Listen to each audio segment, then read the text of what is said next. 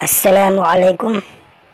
حضرت ثعلبہ بن حاطب انصاری رضی اللہ تعالی عنہ نے حضور پاک صلی اللہ علیہ وسلم سے درخواست کی کہ میرے لیے مالداری کی دعا کیجیے۔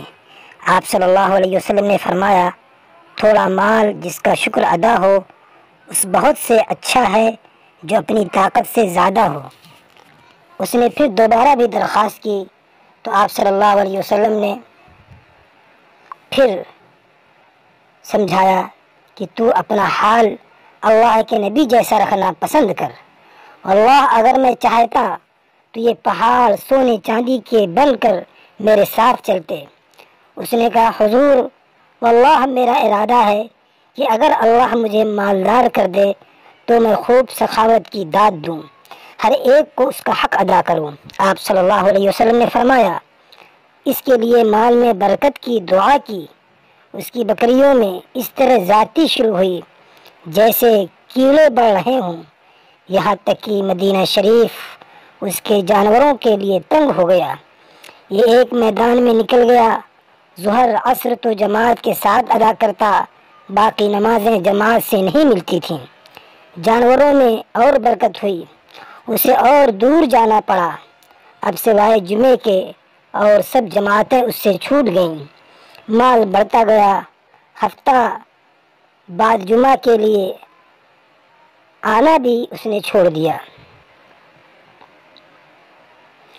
آنے جانے والے قافلوں سے پوچھ لیا کرتا تھا کہ جمعے کے دن کیا بیان ہوا۔ ایک مرتبہ حضور صلی اللہ علیہ وسلم نے اس کا حال دریافت کیا، لوگوں نے سب کچھ بیان کر دیا۔ آپ صلی اللہ علیہ وسلم نے اظہار افسوس کیا۔ ادھر آیت اتری کہ ان کے مال سے صدقے لے اور صدقے کے حکام بھی بیان ہوئے۔ آپ صلی اللہ علیہ وسلم نے دو شخصوں کو، جن میں ایک قبیلہ جہینیہ کا اور دوسرا قبیلہ سلیم کا تھا، انہیں تحصیلدار بنا کر صدقہ لینے کے احکام لکھ کر انہیں پروانہ دے کر بھیجا اور فرمایا کہ ثعلبہ سے اور فلانے بنی سلیم سے صدقہ لے آؤ۔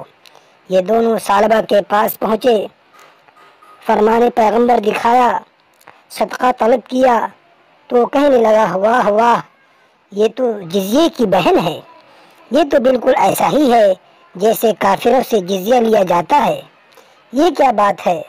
اچھا اب تو جاؤ، لوٹتے ہوئے آنا۔ دوسرا شخص جو قبیلہ سلیم کا تھا، جب اسے معلوم ہوا تو اس نے اپنے بہترین جانور نکالے اور انہیں لے کر خود ہی آگے بڑھا۔ انہوں نے ان جانوروں کو دیکھ کر کہا، نہ تو یہ ہمارے لینے کے لائق، نہ تجھ پر ان کا دینا واجب۔ اس نے کہا، میں تو اپنی خوشی سے ہی بہترین جانور دینا چاہتا ہوں، آپ انہیں قبول فرمائیے۔ بالآخر انہوں نے لے لیے، اوروں سے بھی وصول کیا اور لوٹتے ہوئے پھر ثعلبہ کے پاس آئے۔ اس نے کہا، ذرا مجھے وہ پرچہ تو پڑھاؤ جو تمہیں دیا گیا ہے۔ پڑھ کر کہنے لگا، بھائی یہ تو صاف صاف جزیہ ہے، کافروں پر جو ٹیکس مقرر کیا جاتا ہے یہ تو بالکل ویسا ہی ہے۔ اچھا تم جاؤ، میں سوچ سمجھ لوں۔ یہ واپس چلے گئے۔ انہیں دیکھتے ہوئے حضور صلی اللہ علیہ وسلم نے ثعلبہ پر اظہار افسوس کیا اور سلیمی شخص کے لیے برکت کی دعا کی۔ اب انہوں نے بھی ثعلبہ اور سلیمی دونوں کا واقعہ کہہ سنایا۔ پس اللہ تعالیٰ نے یہ آیت نازل فرمائی۔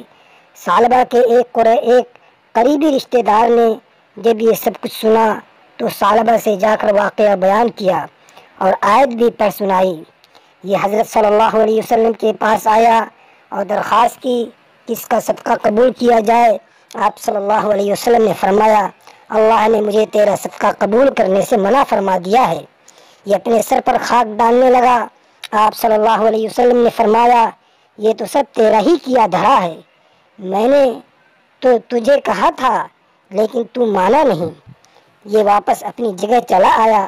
حضور صلی اللہ علیہ وسلم نے انتقال تک اس کی کوئی بھی چیز قبول نہ فرمائی۔ پھر یہ خلافت صدیقیہ میں آیا اور کہنے لگا، میری جو عزت حضور صلی اللہ علیہ وسلم کے پاس تھی وہ اور میرا جو مرتبہ انصار میں ہے وہ آپ خوب جانتے ہیں، آپ میرا صدقہ قبول فرمائیے۔ آپ نے جواب دیا کہ جب رسول اللہ صلی اللہ علیہ وسلم نے قبول نہیں فرمایا تو میں کون ہوتا ہوں؟ الغرض آپ نے بھی انکار کر دیا۔ جب آپ کا بھی انتقال ہو گیا اور امیر المؤمنین حضرت عمر رضی اللہ تعالی عنہ مسلمانوں کے ولی ہوئے، یہ پھر آیا اور کہا کہ امیر المؤمنین آپ میرا صدقہ قبول فرمائیے۔